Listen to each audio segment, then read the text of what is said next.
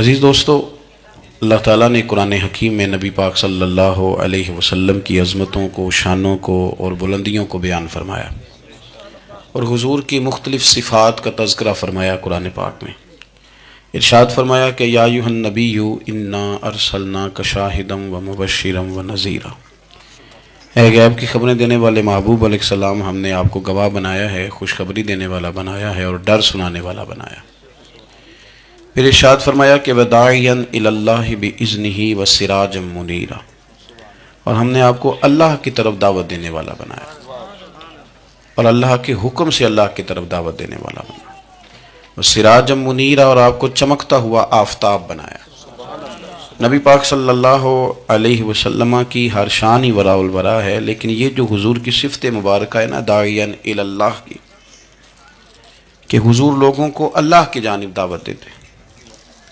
نبی پاک صلی اللہ تعالیٰ علیہ وسلم بندوں کا اپنے رب سے رشتہ جوڑتے، گھبرائے ہوئے لوگوں کو، پریشان لوگوں کو، اور جو لوگ سمجھتے تھے کہ شاید ہم کوئی دنیا کے کمزور لوگ ہیں اور یہ مالدار اور یہ اقتدار والا آدمی ہی بڑا ہے، ان سب کو حضور نے مایوسیوں سے نکالا، اور اللہ کے رسول صلی اللہ علیہ وسلم نے یہ سبق پڑھایا کہ تم سب حضرت آدم کی اولاد ہو۔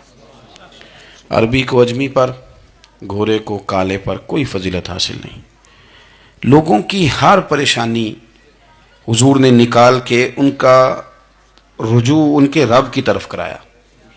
ہمارے ہاں یہ ہوتا ہے کہ انسان کو پریشانی کوئی بھی ہو اسے سکون نہیں لینے دیتی، وہ کوئی بھی ہو۔ محفل میں کسی بندے کا بٹن ٹوٹ جائے نا یہ گلے کا، تو کوئی دیکھے نہ دیکھے اس بیچارے کی ساری توجہ بٹن پہ رہتی ہے، میرا بٹن ٹھیک نہیں۔ کسی بندے نے کپڑے صاف نہ پہنے ہوں تو آپ اس شخص سے کہیں کہ تجھے کچھ لوگ ملنا چاہتے ہیں، تو وہ اگرچہ اس کے پاس پی ایچ ڈی کی ڈگری ہے، ڈھیر سارا مال ہے، وزادار ہے، صاحب عزت ہے، لیکن وہ کہتے یار میرے کپڑے نہیں ٹھیک، تو میں کوفت محسوس کر رہا ہوں، ذرا میں اپنے آپ کو تھوڑا سا نہا دھو لوں، فریش کر لوں، پھر میں چلتا ہوں۔ آپ کے ظاہری جسم پر ایک آدھ دھبا ہو تو وہ آپ کو سکون نہیں لینے دیتا، اور اگر دھبے باطن پہ لگ جائیں، بہت سارے دھبے ہیں جو باطن پہ ہوتے ہیں، مجھے جان لو، مجھے پہچان لو، میرا بھی کوئی نام ہے، میں بھی کچھ ہوتا ہوں، یہ بھی ایک دھبا ہے، ایک مصیبت ہے۔ اور میری عزت کرو، مجھے بھی کسی طریقے سے کسی نشست پہ جگہ دو، یہ بھی ایک دھبا ہے۔ یہ ہمارے ہاں، ہمارے ملک کے اندر سیاستدانوں سے لے کر مذہبی لوگوں تک الا ماشاءاللہ پروٹوکول کا ایک مزاج آیا ہے کہ بھی بڑی دشواری پیدا کرتا ہے عام لوگوں کے لیے، بڑی آزمائش میں لوگ آ جاتے ہیں۔ حسد کر لینا، کسی بندے کی نعمت کو دیکھ کے جلنا، یہ بھی آپ کو بڑا بے سکون رکھتا ہے۔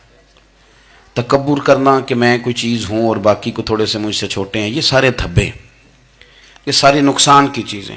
اور نبی پاک صلی اللہ علیہ وسلم نے تعریف یہ بیان کی، فرمایا ما حاک فی صدرک، یہ جو تیرے گناہ ہیں یہ تیرے سینے میں کھٹکیں گے، یہ تجھے بے چین رکھیں گے، یہ کانٹے کی طرح چبھیں گے۔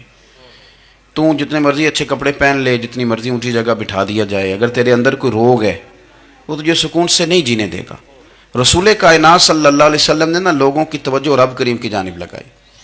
حضور نے لوگوں کو بتلایا کہ تمہارا رب نا عاجزی کو پسند کرتا ہے، تمہارا رب سادگی کو پسند کرتا ہے، تمہارا رب انسانوں سے پیار کرنے والے کو پسند کرتا ہے۔ حضور سید عالم صلی اللہ علیہ وسلم نے ہمیں یہ سبق پڑھایا کہ زیادہ باتیں کرنے والے کو نہیں، اللہ سچ بولنے والے کو پسند کرتا ہے۔ بہت اونچے اور لمبے چوڑے دولت والے اور مالدار آدمی کو نہیں، بلکہ جو آدمی دیانت داری سے زندگی گزارے، رب اس کو زیادہ محبوب رکھتا ہے۔ تو ہماری یہ جتنی بھی آزمائشیں ہیں، میلاد والے محبوب صلی اللہ علیہ وسلم نے نا یہ ساری ہماری دور فرما دی، ساری۔ آپ دیکھیں ہمارے ہاں ایک بیماری ہوتی ہے، وہ تکبر کی بیماری ہے، اور وہ صرف مالدار کو نہیں ہوتا، بلکہ حضرت سعدی شیرازی فرماتے ہیں کہ میں نے بہت سارے جھکے ہوئے لوگوں میں تکبر دیکھا ہے۔ جو بڑا میٹھا بولتے ہیں نا، کئی دفعہ کہتے ہیں جی کیا بات ہے جی، سبحان اللہ، ماشاء اللہ، بڑا میٹھا بولتے ہیں، تو یہ نہیں میٹھا نہیں بول رہے ہوتے، یہ آپ کو شیشے میں اتار رہے ہوتے ہیں۔ آپ نے کسی کی تعریف کرنی ہے تو پشت کے پیچھے کریں، وہ اصل تعریف ہے۔ آپ کوئی ایسا کام نہ کریں جس سے چھلکے لفظوں میں کہ میں نے کسی کو بنایا ہے، اس سے نا آپ کو خود محسوس ہوگا کہ میں حقیقت پہ زندگی نہیں گزار رہا، میں تو کوئی اداکاری کر رہا ہوں. اور جو لوگ کہتے کچھ اور ہیں کرتے کچھ اور ہیں تو وہ خود بڑے پریشان رہتے ہیں. وہ جانتے ہیں کہ یار یہ میں کہاں الجھ گیا ہوں. تو بھائی یہ جو بہت زیادہ ہمارے دلوں کے اندر چیز ہے، اور یہ ہر مقام پر بہت سارے لوگوں کو یہ چیز حاصل ہے. میں دیکھتا ہوں کہ درجہ بدرجہ ان چیزوں کا شمار ہے. کچھ کا خیال ہے کہ میری ڈگری زیادہ ہے، اور کچھ کا خیال ہے کہ مجھے عقل زیادہ ہے. کچھ کا خیال ہے کہ میری شہرت زیادہ ہے، تو کچھ کا خیال ہے کہ میری دولت زیادہ ہے. آہستہ آہستہ وہ الجھاؤ پیدا ہوتا ہے. کسی کا کچھ نہیں جاتا، وہ خود آدمی بے چین رہتا ہے. حال دیکھیں نا، یہ میری طرح کو بندہ آ جائے نا محفل میں، جس کو عادت ہے اسٹیج پہ بیٹھنے کی، اچھے لوگوں کی، بزرگوں کی، سادات کی بات نہیں کرتا، تو اس کو کبھی بیچارے کو پیچھے بیٹھنا پڑ جائے نا، تو وہ گردن اونچی کر کر کے نقیب محفل کو دکھاتا ہے کہ میں آ گیا، کسی طریقے مینوں بھی ساتھ لے کے. بے چین رہتا ہے. اور اگر اسے سکون حاصل ہو کہ بھئی حضور کی محفل میں بیٹھنا ہے، جہاں جگہ مل گئی وہیں پہ ٹھیک ہو، اور وہ سکون کے ساتھ. دیکھو اس محفل کا مہمان خصوصی میں نہیں، حضرت بزرگ تو سرپرستی کاری رہے ہیں، میں نہیں. اس محفل کا تو مہمان خصوصی وہ بندہ ہے جس نے محفل سے پہلے یہاں جھاڑو دیا ہے، جس نے یہاں دریاں بچھائی ہیں، جس بیچارے کی فوٹو بھی کوئی نہیں آئی، وہ مہمان خصوصی ہے. اور اس محفل کا تو وہ مہمان خصوصی ہے جو چپ کر کے کہیں کونے میں بیٹھا ہے، اس کو کوئی دلچسپی نہیں کہ کوئی مجھے بھی جانے گا، کوئی مجھے بھی پہچانے. اسے تو اتنا پتہ ہے کہ میں اپنے پیارے حبیب کی تعریف سننے کے لیے آیا ہوں. آپ اپنے اس طرح آپ کا ذوق دبالا رہے گا.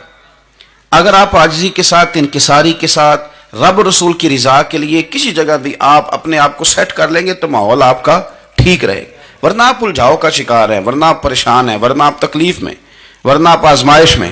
بخاری شریف میں حدیث ہے، قاضی ایاز مالکی رحمۃ اللہ علیہ نے بڑی تفصیل سے لکھی ہے. راوی حضرت انس بن مالک ہیں.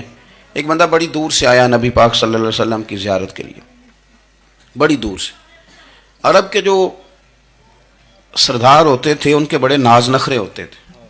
وہ خیر آج بھی ہیں، پروٹوکول کا ماحول آج بھی، یعنی وزیر صاحب کے آگے دو چار گاڑیاں نہ ہوں تو ان کو مزہ ہی نہیں آتا.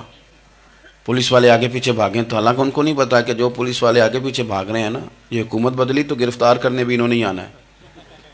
لیکن وہ بڑا مزہ آتا ہے جب لوگ گاڑی کے پیچھے بھاگتے ہیں. کیا بات ہے جناب، بڑی بات. اور ہماری طبیعتوں میں پتہ نہیں کون سی، یہ پیسے پھینکنے والے دوست مجھ سے ناراض نہ ہو جائیں، لیکن میں اکثر سوچتا ہوں کہ یار یہ کس طرح کا کام ہے کہ پہلا کھلارنے پھر آپ اکٹھے کر دیں. تو آپ کٹھے دے دیں جس کو دینے ہیں، ختم ہو جائے بات. یعنی وہ محفل میں نا گپ شپ ہو رہی ہوتی ہے، اکٹھے کرنا لے پان دینا لے، کس چکر میں پڑ گئے.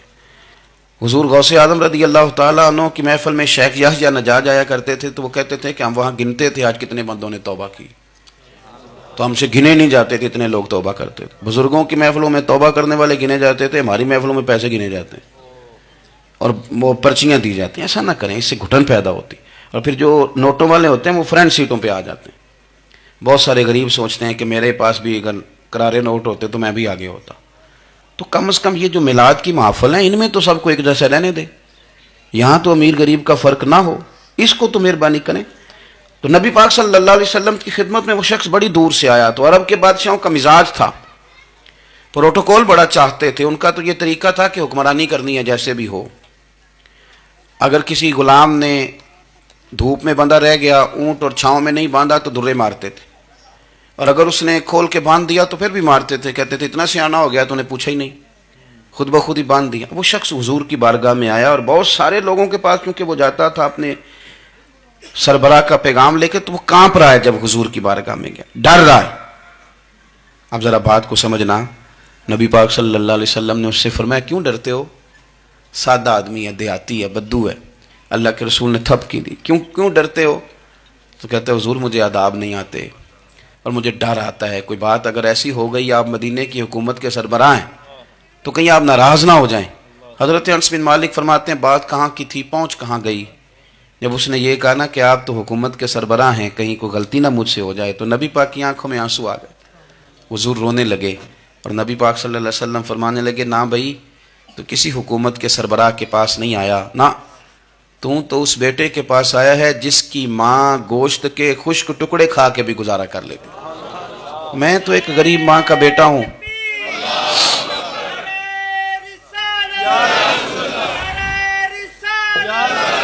بھائی اگر آپ کا یہ ذوق بن جائے، دیکھو نا، آج تو لوگ بھول جاتے ہیں نا، کپڑے بدل لیتے ہیں تو وہ سمجھتے ہیں کہ شاید سارا کچھ ہی بدل گیا، یعنی گاؤں سے آ کر پڑھنے والے بھول ہی گئے ہیں کہ کس کی ماں نے کتنا زیور بیچا تھا۔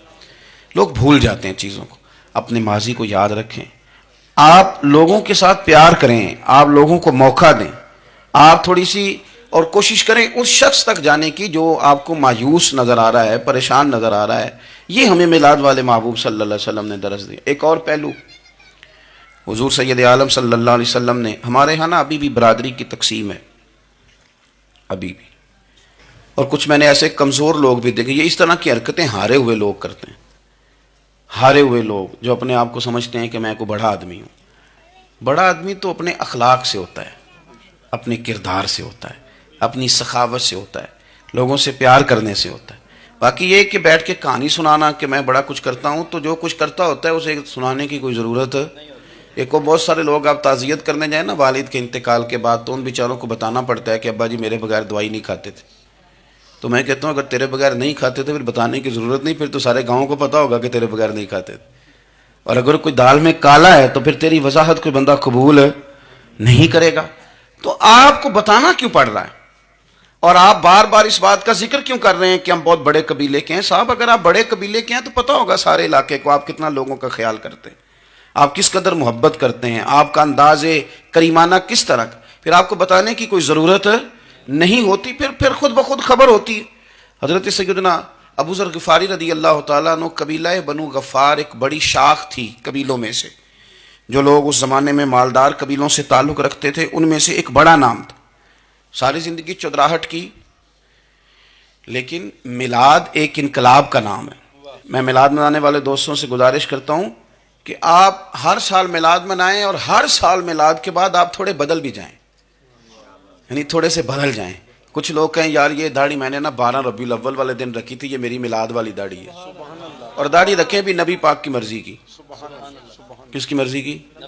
نہ ناراض ہو جائے جی میں ٹور چلا، بس کس مرضی کی جی؟ اپنی مرضی کے نہیں۔ داڑھی کا وزن کو نہیں ہوتا کہ پوری مٹھی رکھیں گے تو آپ کو کوئی دقت ہوگی، کوئی وزن نہیں، پوری رکھیں، جو حضور کا طریقہ مبارکہ ہے جو ہمیں ملتا ہے اس پر آپ توجہ فرمائیں۔ تو میں جو بات عرض کرنے جا رہا ہوں وہ میلاد انقلاب ہے۔ حضور سید عالم صلی اللہ علیہ وسلم کی بارگاہ میں آنے سے پہلے لوگ کچھ اور ہوتے تھے، اور یہاں سے ہو کے جاتے تھے تو پھر ان میں تبدیلی آتی تھی۔ میں سارا دن کرامتیں سناؤں نا کسی کو اپنے پیر صاحب کی، اور اپنے گھر میں بھی کہ میرے حضرت بڑے، میرے استاد بڑے، لیکن بیوی کے ساتھ اگر میں ترش لہجے میں بات کروں گا تو وہ کہے گی ایسا سکھاتے ہیں تینوں پیر صاحب، دوست کہیں گے یہ سکھاتے ہیں آپ۔ تو آپ کی کہانیاں نہیں چلتی، آپ کا کردار چلتا ہے۔ حضرت ابو ذر غفاری رضی اللہ تعالیٰ عنہ فرماتے ہیں، چونکہ میں چودھری تھا، سیدنا بلال حبشی رضی اللہ تعالیٰ عنہ کے پاس میں بیٹھا تھا، کسی بات میں بات آگے بڑھی اور بڑھتے بڑھتے بات شکرنجی تک چلی گئی، رائے کے اختلاف نے باتوں میں تلخی پیدا کر دی، اور جب تھوڑے لفظ اور تیز ہوئے تو میں نے انہیں کہہ دیا چپ کر، تو ابشن کا بیٹا ہے۔ کس کے بیٹے تھے حضرت بلال؟ کہتے ہیں جب انہوں نے مجھے کہا تو میرا دل بڑا ٹوٹا، لیکن میں نے ارادہ کیا کہ میں نے حضور کی بارگاہ میں نہیں عرض کرنی ہے، اب ہر بات کی ہم حضور کی بارگاہ میں شکایت کریں۔ لیکن میں جا کے مسجد میں بیٹھا، اور جب سرکار آئے نا، ارادہ نہیں تھا کہ عرض کروں گا، لیکن حضور کا چہرہ دیکھا تو دکھ میرا خود ہی تازہ ہو گیا۔ رونے کا بھی تو تب ہی مزہ آتا ہے نا کوئی اپنا ملے تو۔ فرماتے ہیں کہ میرے آنسو نہ بغیر اختیار کے چھلک پڑے، اور میں کھل کے روئے، کھل کے۔ قربان جاؤں محبوب کے، بھی حضور نے پاس نہیں بلایا بلکہ نبی پاک اٹھ کے خود میرے پاس آئے اور مجھے کندھوں سے پکڑ کے سینے سے لگایا، اور جب میں کھل کے رو لیا تو حضور میرے آنسو پوچھنے لگے۔ کچھ شعر ایسے ہوتے ہیں جو کسی نے کہے ہوتے ہیں، اور کہنے والا جو ہوتا ہے وہ صاحب حال ہوتا ہے، تو اس میں کچھ خوبصورتی زیادہ ہی ہو جاتی ہے۔ ایک پنجابی کے شاعر ہمارے گجرات میں گزرے، بزرگ تھے، ان کا ایک شعر ہے، وہ کہتے ہیں ایک باری میری آنکھیاں چوں انہوں نے اتھرو پونجے سن، ایک باری میری آنکھیاں چوں انہوں نے اتھرو پونجے سن، ہن تے چسکا پی گیا رونے دا۔ ایک باری میری آنکھیاں چوں انہوں نے اتھرو پونجے سن، ہن تے چسکا پی گیا رونے دا، تے ہر ویلے آہو زاری دا۔ تو میں روز رونے لگا ہوں، مزہ ہی بڑا آیا ہے جب سے محبوب نے چپ کرانا شروع کیا میرے عزیز۔ اور پھر حضرت بلال حبشی رضی اللہ تعالیٰ عنہ چونکہ حضور کے غلام تھے، اور انہیں پتہ تھا کہ سرکار میری ناز برداری کرتے ہیں، حضور نے چپ کرایا۔ فرمایا کیوں روتے ہو؟ تو عرض کرنے لگے یا رسول اللہ صلی اللہ علیہ وسلم، اگر میں ابشن کا بیٹا ہوں تو میری تو غلطی کوئی نہیں نا، یہ تو تقسیم اللہ کی ہے نا. الذی خلقک فسواک فعدلک فی ای صورت ما شاء رکبک. جس طرح وہ چاہتا ہے، جس کو چاہتا ہے اس طرح کی اس کی صورت بنا دیتا ہے. تو مجھے ابشن کا بیٹا کہا جاتا ہے، میری غلطی کیا ہے؟ حضرت بلال نے بھی نہیں بتایا کس نے کہا ہے، لیکن نبی پاک صلی اللہ علیہ وسلم نے کیا فرمایا. امام یوسف صالحی نے لکھا ہے، ذرا غور کرنا بات پر. تسلیاں لوگ اور رنگ میں بھی دیتے ہیں، پر یہ تسلی بڑی انوکھی ہے. حضور فرمانے لگے بلال اگر تو ابشن کا بیٹا ہے تو پریشان کیوں ہوتا ہے؟ کالے رنگ والی ماں کا بیٹا ہے تو پریشان کیوں ہوتا ہے اگر تیری والدہ کا رنگ کالا ہے؟ عرض کی حضور آپ کیا فرمانا چاہتے ہیں؟ تو سرکار فرمانے لگے میں دو ماؤں کا بیٹا ہوں، ایک جناب آمنہ جنہوں نے مجھے پیدا کیا، اور ایک حضرت ام ایمن جنہوں نے میری پرورش کی، مجھے بڑا کیا. حضور فرمانے لگے میری ماں آمنہ کا رنگ گورا تھا اور میری ماں ام ایمن کا رنگ کالا ہے. تو فرمایا اگر تجھے کسی نے کالے رنگ والی ماں کا بیٹا کہا تو اسے کہہ دینا مدینے والے محبوب کے بھی تو ایک والدہ کا رنگ کالا ہے، تو کہہ دینا. حضرت بلال کہتے ہیں کہ وہ اس طرح کی تسلی تھی، طفل تسلیاں نہیں جس طرح کی ہمیں دی جاتی، وہ اس طرح کی خوبصورت تسلی تھی کہ اس کے بعد میرا دل ایسا ٹھنڈا ہوا، پھر کسی کا تانا تانا نہیں رہا، پھر کسی کی تکلیف نہیں رہی. رسول پاک صلی اللہ تعالی علیہ وسلم نے یہ جو آج تقسیم ہے ہمارے ہاں اونچ نیچ کی، چھوٹے بڑے کی، ذات برادری کی، حضور فرماتے ہیں میں نے پاؤں کے نیچے رکھ کے کچل دی، اب اس کا کوئی سٹیٹس نہیں رہا، اب یہ کوئی معاملہ نہیں. پھر میرے بھائی ایک معاملہ ہمارے اندر جو اور بڑی شدت کے ساتھ آیا ہے اور جس نے بڑا زور پکڑا ہے، وہ یہ ہے کہ ہم نا پڑھے لکھے لوگوں سے معذرت کے ساتھ، پڑھے لکھے لوگوں کا بھی ایک مسئلہ ہے، وہ دوسروں کو جاہل کہنا ضروری سمجھتے ہیں، الا ماشاء اللہ. میں اکثر کہتا ہوں کہ یہ تو آسان کام ہے نا، آپ نے کہہ دیا جاہل نہیں جی سارے پنڈ والے، یہ تو بڑا آسان کام ہے، تو جان چھڑانے والی بات ہے. ان پڑھ ہیں جی اس قوم دا کچھ نہیں بن سکتا، بھی تو آسان کام ہے، جان چھوٹ گئی. میں بھی کھڑا ہوتا ہوں نماز جنازہ کی امامت کرنے کے لیے، کبھی تو کہہ دیتا ہوں کہ جناب آج لوگوں کو نماز جنازہ کی دعا نہیں آتی، تو سوچتا ہوں کہ اگر کسی نے کھڑا کر کے پوچھ لیا کہ آپ نے کتنے لوگوں کو یاد کرائی ہے، ہم نے کبھی کہا کہ آؤ بیٹھو یاد کراؤں، تو اس کا جواب کیا ہے؟ تنقید کرنا آسان کام ہے اور تعمیر کرنا یہ مشکل مرحلہ ہے. عزیز دوست، ہمارے ہاں نا ان پڑھ بندے کے ساتھ اور اس بندے کے ساتھ جس کی سوچیں محدود ہیں، ہمارا رویہ اتنا تلخ ہوتا ہے. بھائی مزہ تو تب آتا ہے نا جب آپ کو، کچھ لوگ کہتے ہیں میں اچھے کے ساتھ اچھا ہوں، تو اچھے کے ساتھ تو ساری دنیا اچھی ہوتی ہے، آپ نے اس میں کیا کمال کیا؟ حضور سید عالم صلی اللہ علیہ وسلم نے تو فرمایا اس کے ساتھ جوڑو جو تمہارے ساتھ توڑ رہا ہے، جو سخت رویہ اختیار کرے، سخت. بخاری مسلم میں حدیث ہے، حضرت عمر فاروق رضی اللہ تعالیٰ عنہ، حضرت انس بن مالک فرماتے ہیں کہ حضور سید عالم صلی اللہ علیہ وسلم گزر رہے تھے اور سرخ رنگ کی نہ نجرانی دھاری دار چادر سرکار نے اوڑھ رکھی تھی. ایک بدو آ گیا، اس نے کیا کیا کہ حضور کی مقدس چادر کو پکڑ کے کھینچا، اور اس زور سے کھینچا کہ گردن مبارک پہ نشان پڑ گیا. زور سے دروازے پہ دستک دے دینا بھکاری، تو اسے خراش شرات کوئی نہیں ملتی، البتہ جھٹکیاں دو چار ضرور مل جاتی. توڑنا ہے دروازہ، خیرات لینے آیا کہ تو قرضہ لینے آیا؟ اس نے آ کر کے زور سے چادر کو کھینچا، مقدس گردن پہ نشان پڑ گیا. سرکار نے رخ انور پھیرا، کہتا پتہ کیا ہے، میں غریب آدمی ہوں، کچھ مانگنے آیا ہوں. بھئی تو گلے میں چادر ڈال کے مانگے گا؟ لیکن یہ آپ کا کمال ہے. یہاں اب آپ کے علم کا، آپ کے حوصلے کا، ظرف کا پتہ چلتا ہے. کھینچی چادر، کچھ مانگنے آیا ہوں.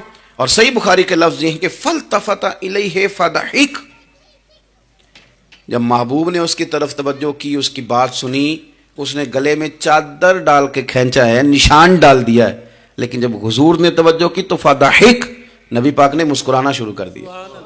حضور مسکرائے، یعنی چادر ڈال کر کھینچنے والے. اور یہ چیز آپ کو بڑا کر دے گی. آپ یقین کریں، آپ کو کسی نے برا کہا تو آپ نے ڈبل برا کہا تو آپ تانگ ہوں گے. ہنڈیا جب جلتی ہے تو اس کے کندھے، ابلتی ہے تو اس کے کندھے جل جاتے ہیں.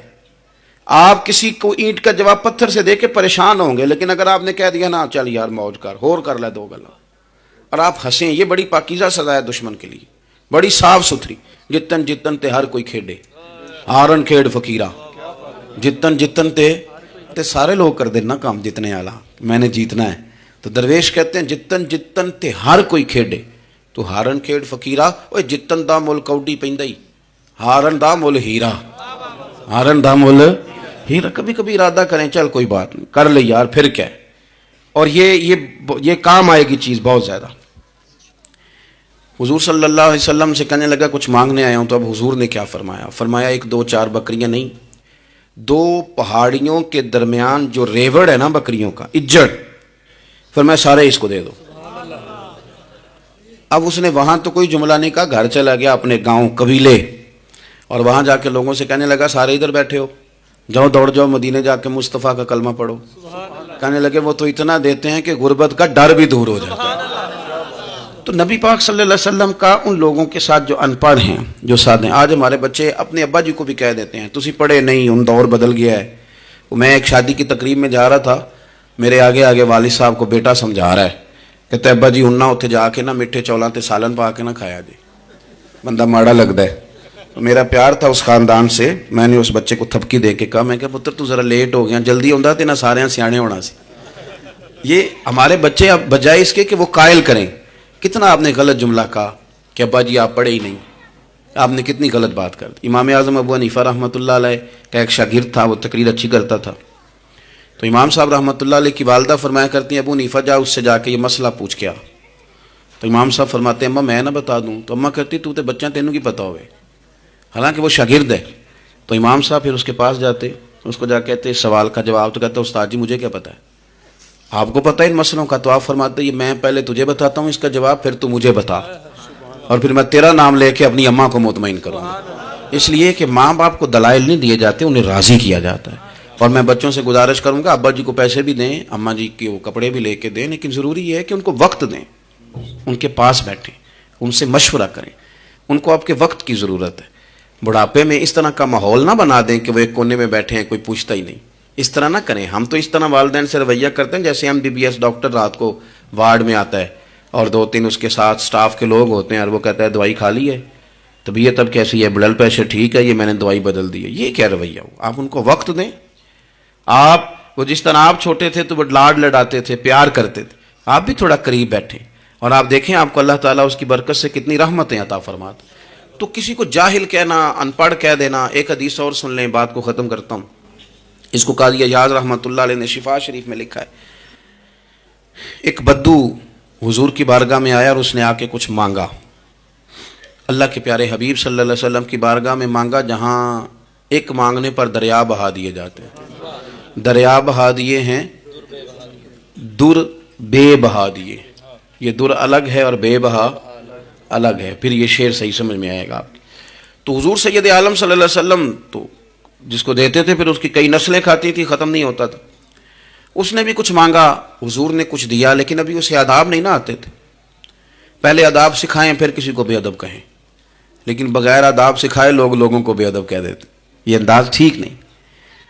اس نے کچھ مانگا، حضور نے دیا. چونکہ آداب نہیں آتے تھے، نہ آشنا تھا، تو کہنے لگا معاذ اللہ ثم معاذ اللہ نقل کفر نہ باشد. کہنے لگا میں تو بڑی تعریف سن کے آیا تھا، آپ نے تو کچھ بھی نہیں دیا. حضرت عمر فاروق نے تلوار نکال لی، فرمایا اس بے ادب کی گردن اڑاؤں گا. حضور نے فرمایا عمر ٹھہر جا ذرا، جلدی نہ کر. سرکار اسے گھر لے گئے. جتنا دیا تھا نا اس سے ڈبل دیا، پھر جتنا ہو گیا تھا اس سے بھی ڈبل دیا. تیسری دفعہ حضور دینے لگے تو کہنے لگا یا رسول اللہ بس کریں، میں نے تو طوفان کے اندر بھی ہوا اتنی تیز نہیں چلتے دیکھی جتنی آپ کی سخاوت تیز چلتی ہے. کریم رسول صلی اللہ تعالی علیہ وسلم نے فرمایا یہی بات باہر جا کے میرے صحابہ سے بھی کہہ دو گے؟ حضور کہہ دوں گا. فرمایا جب تم نے کہا تھا نا نہیں دیتے تو ان کے دل ٹوٹ گئے، جب تم کہو گے نا بڑا دیتے ہیں تو ان کے کلیجے ٹھنڈے ہو جائیں گے. وہ باہر آیا، آ کر کے کہنے لگا میرے رسول پاک علیہ السلام کے مقدس غلاموں، میں نے تو طوفان میں بھی ہوا اتنی تیز نہیں دیکھی جتنی کریم کی سخاوت تیز ہے. پیارے حبیب صلی اللہ تعالی علیہ وسلم تو کمال کر دیتے ہیں. اب صحابہ خوش ہو گئے. میرے نبی پاک صلی اللہ علیہ وسلم نے ہماری تربیت فرمائی کہ ہم نے کس طرح کا رویہ ایسے لوگوں کے ساتھ اختیار کرنا ہے. حضور فرمانے لگے عمر اگر تم اس سے پہلے قتل کر دیتے جو اس نے کہا تھا تو یہ دوزخ میں جاتا، اور اب جو کہہ رہا ہے اس پر مرے گا تو رب اسے جنت عطا فرمائے گا. حضور فرمانے لگے عمر میری اور تمہاری یعنی میری اور میری امت کی مثال اس آدمی کی مثال کی طرح جس کی اونٹنی بھاگ گئی تھی، ناک سے نکیل نکل گئی تھی. بہت سارے لوگ آئے اسے پکڑنے کے لیے، ہاتھوں میں نیزے تھے، ڈنڈے تھے، تلواریں تھیں، پر وہ کسی کے قابو نہ آئی. زخمی ہو گئی پر کسی کے قابو نہ آئی. حضور فرماتے ہیں پھر اس کا اپنا مالک آ گیا. اس نے تھوڑا سا چارہ اٹھایا، میری طرف دیکھیے گا جی، چارہ اٹھایا، اونٹ اس نے اس کو تھپکی دی، بغیر کسی کی مدد کے ناک میں نکیل ڈالی، پھر اونٹنی پر سوار ہوا اور کہنے لگا لوگوں تم نے میرے جانور کو بڑی تکلیف دی، اونٹنی میری ہے، اسے سنبھالنے کا طریقہ بھی مجھے ہی آتا ہے۔ گویا حضور فرما رہے ہیں عمر یہ امت میری ہے، تو اسے کس طرح سنبھالنا ہے یہ طریقہ بھی مجھے ہی آتا ہے۔ ان کی کہاں کس بنیاد پر کس رنگ میں تربیت کرنی ہے یہ میں جانتا ہوں۔ ہمیں اگر ہماری زندگی انصاف والی ہو، عاجزی والی ہو، اطمینان والی ہو، عاجزی بھی دل کا نام ہے، اطمینان بھی دل کا نام ہے۔ بہت سارے گردنیں جھکانے والے بھی عاجز نہیں ہوتے۔ اپنے دل سے تہیہ کر لیں کہ میں کسی شخص کو بھی اپنے سے چھوٹا نہیں جانتا، کمزور نہیں جانتا، میں کسی شخص کے بارے میں بھی یہ رویہ نہیں رکھتا کہ یہ کوئی برا ہے۔ اگر کہیں ضرورت پڑے تو کسی کی اصلاح کریں، اگر وہ اصلاح قبول نہ کرے اور آپ کو محسوس ہو کہ یہ معاملہ آپ کے بس میں نہیں تو پھر بھی اس کے لیے دعا کریں۔ کسی کونے میں جا کر کے تنقید کرنے کی اجازت نہیں ہے۔ اپنے آپ کو سمیٹیں، سوچوں کو بکھرنے سے سمیٹیں، اچھا سوچا کریں۔ جو لوگ اچھا سوچتے ہیں وہ صحت مند رہتے ہیں، ان کی سوچیں تازہ رہتی ہیں۔ آپ ہر ایک کے بارے میں خیر کا رویہ اختیار کریں اور مثبت پہلو تلاش کریں۔ آپ مثبت پہلو، ہر وقت تنقید کرنا۔ میں ایک محفل میں بیٹھا تھا، بات میری ختم ہو گئی تو ایک نعت خواں نے بڑا اچھا شعر پڑھا۔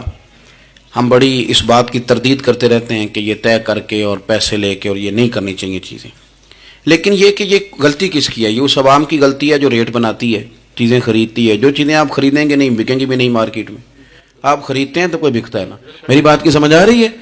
تو ہم یہ سارا کچھ ڈال دیتے ہیں۔ اب کیا ہوتا ہے کہ اتنی سونی محفل سجی ہوئی ہے لیکن اس میں بیٹھ کر لوگ حضور کی تعریف سننے کی بجائے یہ کہہ رہے ہیں اس نے 40,000 لیا ہے۔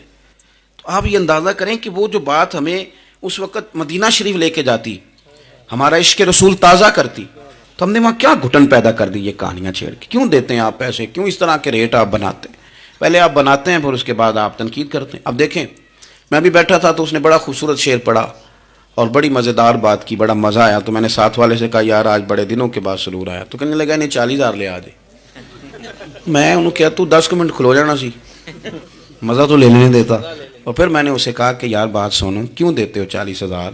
اور اگر اس نے لیا بھی ہے نا تو آج اتنا مزہ آیا نا، میرے خیال میں نا اس کا 40 نہیں 80 بنتا ہے۔ دیکھو نا اس نے ہمیں پہنچا کہاں دیا ہے۔ تو آپ مثبت لیں چیزوں کو، مہربانی کریں، اچھا سوچیں، اچھے رویے اختیار کریں۔ وہ کسی شاعر نے کہا تھا کچھ تو مجبوریاں رہی ہوں گی، یوں ہی کوئی بے وفا نہیں ہوتا۔ اچھی سوچ پیدا کریں، خوبصورت آپ اپنے آپ کو رکھیں، آپ کا فائدہ ہوگا۔ آپ اچھا سوچیں گے تو آپ کا نفع ہے، ورنہ بکھری ہوئی سوچوں والے لوگ تو بیچارے سویرے کچھ ہوتے ہیں، دوپہر کو کچھ ہوتے ہیں، شام کو کچھ اور ہوتے ہیں، اور تیزی سے وہ لوگ بکھر جاتے ہیں۔ آپ یہ دیکھیں کہ آپ مست رہیں، آپ اپنے آپ کو پریم میں رکھیں، آپ اپنے آپ کو سکون میں رکھیں۔ کوئی تعریف کرے تو اس کی مہربانی، تنقید کرے تو اللہ بھلا کرے، لیکن آپ نے اپنی سوچوں کو ہمیشہ مجتمع رکھنا ہے۔ اللہ تعالیٰ آپ کو بہترین صلہ عطا فرمائے۔ محفلیں ہوتی ہیں حضور کے نام کی، لوگ تو ظاہر آتے جاتے رہتے ہیں، ہر ایک آدمی کی اپنی مشغولیت۔ آپ تشریف رکھیں گے، حضور کی ثنا خوانی ہوگی، اللہ تعالیٰ آپ سب کو جزا عطا فرمائے۔ آخر دعوانا جی آج اقبال ڈے جی نہیں، وہ کون سا واقعہ ہے؟ وہ تو نہیں، ان کے تو کئی واقعات ہیں۔ چلے میں بات کرتا ہوں، آپ تشریف رکھیں جی، میں بات کرتا ہوں۔ میں تو اپنی طبیعت کے مطابق بات کر چکا ہوں، اتنی کو میں کیا کرتا ہوں، لیکن ایک بات عرض کرتا ہوں آپ کی خدمت میں۔ ایک تو یہ کہ آج اقبال ڈے ہے۔ علامہ اقبال جو ہیں وہ اسلام کے اور صوفیاء کے اور اہل محبت کے بہترین ترجمان ہیں۔ انہوں نے لوگوں کو رخ جو ہے وہ نبی پاک صلی اللہ علیہ وسلم کی محبت کی جانب پھیرا ہے۔ تو اقبال سے پیار کرنا اور ان کی تعلیمات کو دیکھنا یہ بھی بڑی کمال بات۔ ایک بات مجھے یاد آ رہی ہے حضرت سعد بن ابی وقاص کے، بہت ساری باتیں ہیں، میں سمجھ نہیں پایا کہ کس بات کی طرف میرے بھائی نے اشارہ کیا ہے۔ آپ فرماتے ہیں میں ایک دفعہ قادسیہ کی جنگ کے لیے گیا تھا، تو اس بادشاہ جس سے ہماری جنگ تھی اس کے بارے میں معروف تھا کہ تاج بڑا قیمتی پہنتا ہے۔ ہوتے ہیں نا جی، ہمارے ملک میں بھی کچھ بادشاہ ایسے ہیں جو 6-6 کروڑ کی گھڑی پہن لیتے ہیں، حالانکہ آپ جتنا مرضی مہنگا جوڑا پہن لیں اب تعریف کوئی بھی نہیں کرتا، اب ختم ہو گیا تھا، اب سارے براء البراء، اب ہر بندے کی ڈیزائننگ بڑی شاندار ہے جس کو بھی چھیڑ لیں۔ تو وہ تاج بڑا قیمتی پہنتا تھا، ہیرے لگائے ہوئے تھے۔ حضرت سعد بن ابی وقاص رضی اللہ تعالیٰ عنہ نے لوگوں سے کہا کہ اس کے تاج کا خیال رکھنا، مل گیا تو مال غنیمت میں فائدہ ہوگا۔ جنگ ہوئی شام کو، تاج اس کا کہیں ریت میں کھو گیا، لوگوں نے کچھ دیر ڈھونڈا، بادشاہ قتل ہو گیا، ملا نہیں۔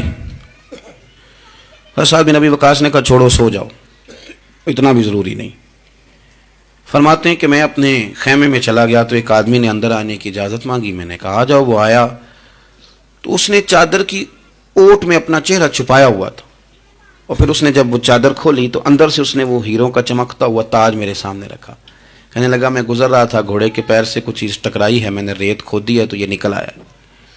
تو آپ فرماتے ہیں میں نے اسے کہا یار تو غریب آدمی لگتا ہے، تیرے کپڑے بتاتے ہیں۔ دامان توکل کی یہ خوبی ہے کہ اس پر پیوند لگے ہوتے ہیں پر دھبے نہیں ہوتے۔